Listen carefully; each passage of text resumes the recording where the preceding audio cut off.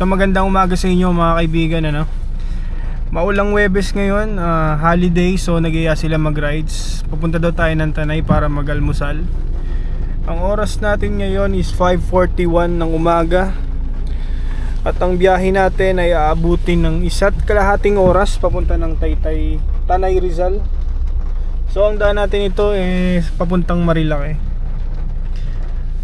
So yun, kita-kits tayo doon mga kaibigan. Sana pagdating natin doon hindi maulan, kasi sayang naman ang ganda ng view ng mga bundok kung di natin makikita, di ba? So nandito tayo ngayon sa 7-Eleven, bibili muna tayo ng kape.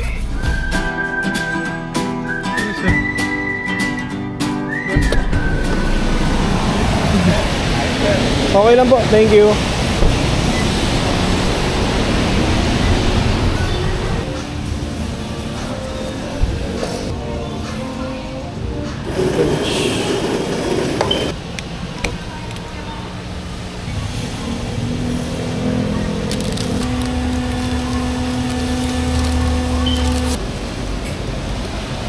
Dapat pala may holder para hindi mapasok. Brewed coffee. Nilagyan muna natin ito pala. Mainit yung brewed coffee.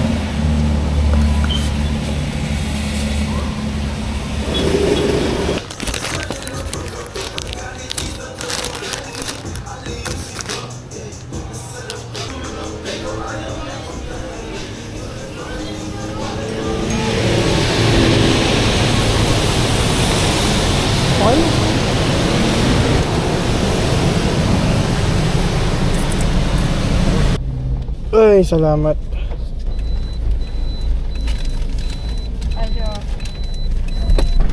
Kuya, dagdag mo. Thank you po.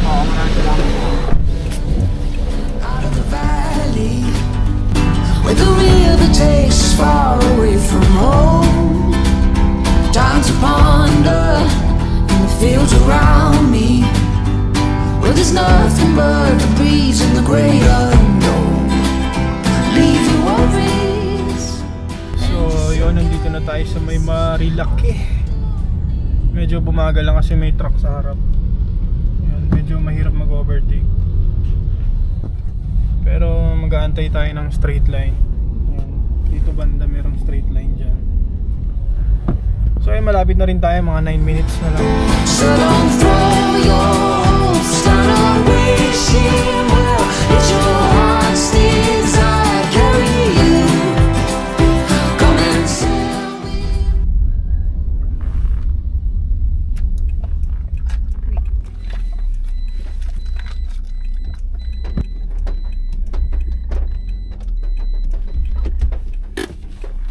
So ayun guys, touchdown, nandito na tayo sa Yeyis sa may Marilaki. Kakain na tayo ng breakfast.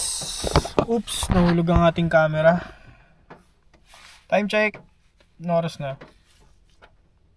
7:15. Lamig dito, pero wala na masyadong ambon, makulimlim na lang. So ayun, tara, tulog na sila.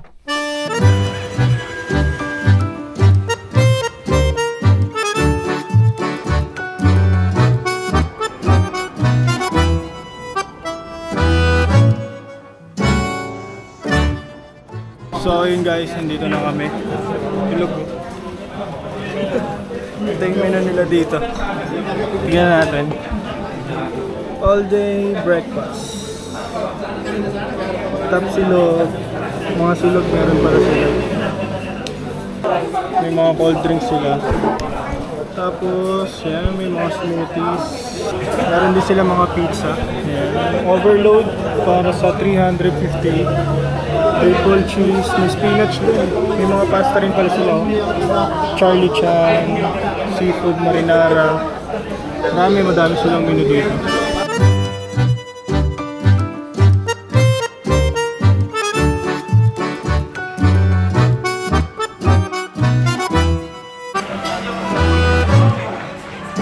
Yan ang baso nila.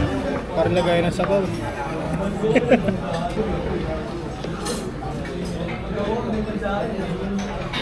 Sobrang init naman. Daming cheese, ang kapal ng cheese. Itimplahan ko, partner. Tikman natin.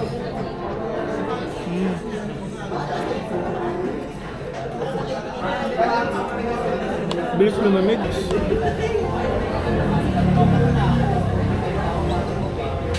Ang bilis lang lumamig ng pagkain dito, malamig kasi, no?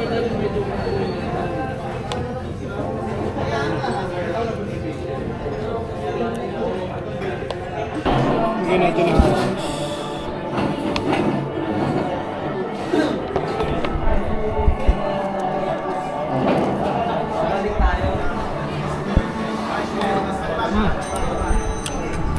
Tikman natin tapa, guys.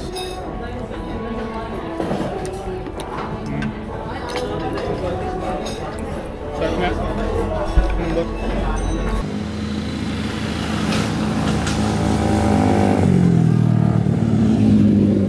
So ayun guys, tapos na kami kumain, uwian na. Mag-alas 9 na rin. 8:50 AM.